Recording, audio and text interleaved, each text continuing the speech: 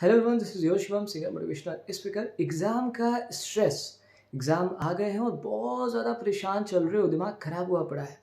अब सबसे पहले तो डरता कौन है, टेंशन कौन करता है, फ़िक्र किसको होती है? उसको जिसने कोई तैयारी नहीं करी उसके लिए वो डरेगा रिजल्ट से। जिसने बिल्कुल ही पढ़ाई नहीं करी है उसकी तो हालत ख़राब है, वो तो फ़ियर में है कि अब एग्ज़ाम आ गए हैं और मैं फ़ेल हो जाऊँगा तो मैं क्या करूँ? तो वहाँ पे क्या सॉल्यूशन है इसका?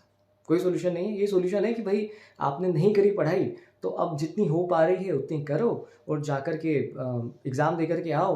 बट यहाँ पे चांसेस बहुत कम हो जाते हैं आपके अच्छे मार्क्स के, जो भी आपने सोच रखे हैं कि 70%, 80%, 90%। बट और तो अगर आप बहुत ही इंटेलिजेंट इंसान हो पढ़ाई में तो आप कम दिनों में ही उसको कैच कर लोगे, बट वहाँ पे भी टाइम चाहिए होता है ना।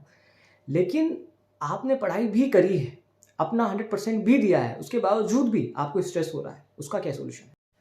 यू आर थिंकिंग कि मैं जब एग्ज़ाम रूम में जाऊँगा तब क्या होगा?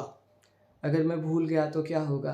तो ये जो आपको स्ट्रेस हो रहा है ना, इसके लिए सबसे पहले तो ये जो आप डर रहे हो उसके लिए सबसे पहले तो ये बात समझो कि भाई मैंने बहुत अच्छे से पढ़ाई करी, मेरी तैयारी में मैंने कोई कमी नहीं रखी, तो अब मैं जितना कर सकता था उतना तो मैंने कर लिया।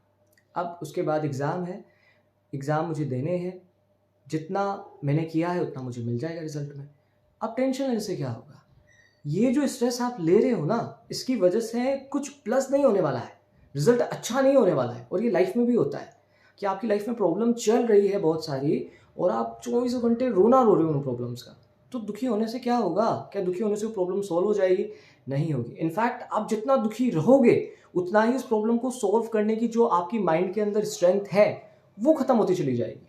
आप समझ गए? आपके दिमाग में वो प्रॉब्लम बड़ी होती चली जाएगी।